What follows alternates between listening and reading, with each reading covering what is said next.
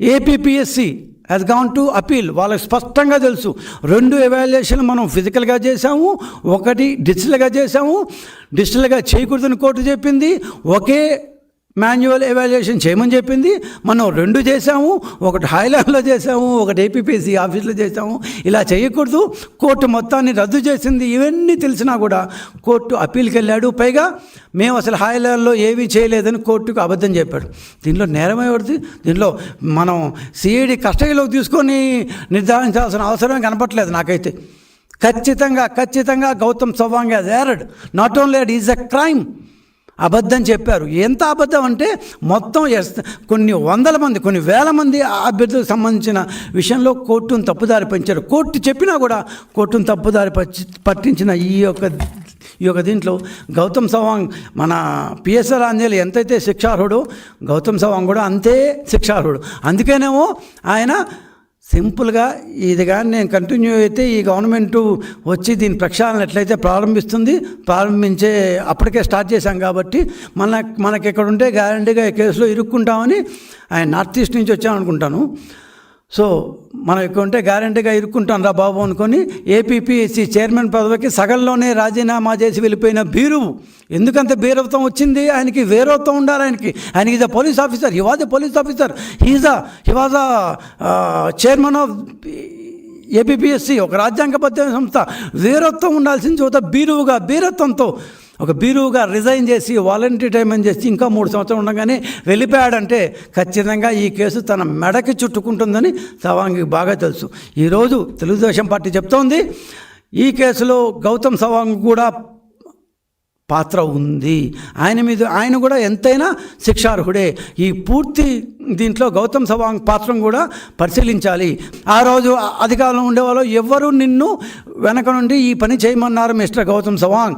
ఈ విషయం నువ్వు పోలీసులకు చెప్పాల్సిన అవసరం ఉంది. As a sincere police officer you have been selected for the post of DGP అయ్యేదాకా అందరూ మిమ్మల్ని బాగా గౌరవించారు. కానీ డీజీపీ అయిన తర్వాత మీ యొక్క దీన్ని చాలా ఏమంటారు ప్లస్ అండ్ మైనస్లు చాలా ఉన్నాయి. అవన్నీ పక్కన పెడితే ఆ ప్లస్ అండ్ మైనస్లు అధికారంలో భాగంగా వచ్చామనుకున్నాం. కానీ ఇంతమంది విద్యార్థుల యొక్క భవిష్యత్తుతో, విద్యార్థుల యొక్క జీవితాలతో ఆడుకునేందుకు మీకు సిగ్గనిపించలేదా?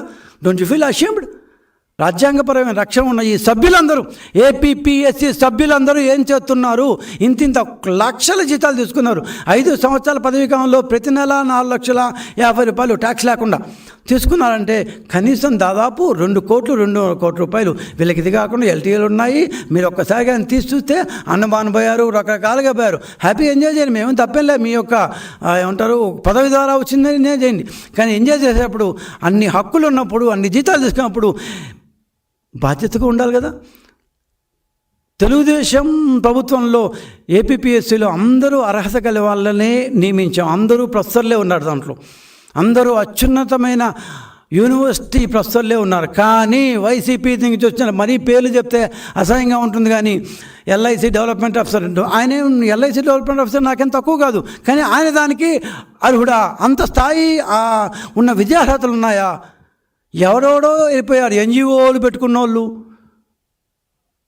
ఎన్జిఓ పెట్టుకొని తప్పేం కాదు. కానీ ఏపీపీఎస్సి పదవికి అంత ఏమంటే అకాడమిక్ క్వాలిఫికేషన్స్ ఉన్నాయా? అంత స్థాయి ఉందా? అంత దాన్ని ఏమంటే పెడిగ్రీ ఉందా? అంత గ్రావిటీ వాళ్ళకు ఉందా? లేనే లేదు. ఉంటే ఎవ్వరూ ఇన్ని ఆరోపణలు జరుగుతున్నప్పుడు మాట్లాడుకుండే అవకాశమే లేనే లేదు.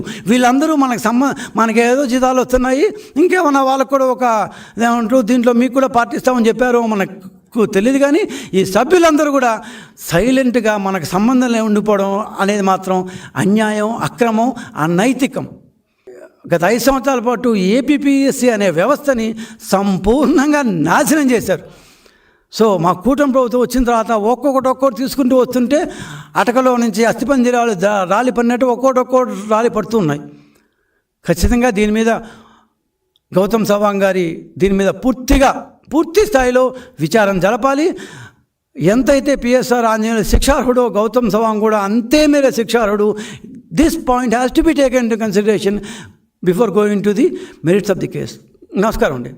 ఈ వీడియో నచ్చితే లైక్ చేయండి. అలాగే మా ఛానల్ ని ఫస్ట్ టైం కనుక చూస్తున్నట్టయితే ఇప్పుడే సబ్స్క్రైబ్ చేసుకుని పక్కనే ఉన్న గంట సింబల్ ని యాక్టివేట్ చేసుకోండి. అప్పుడే మేము పెట్టే ప్రతి వీడియో మీకు నోటిఫికేషన్ గా వస్తుంది. అలాగే ఈ వీడియో పూర్తిగా చూసినందుకు ధన్యవాదాలు.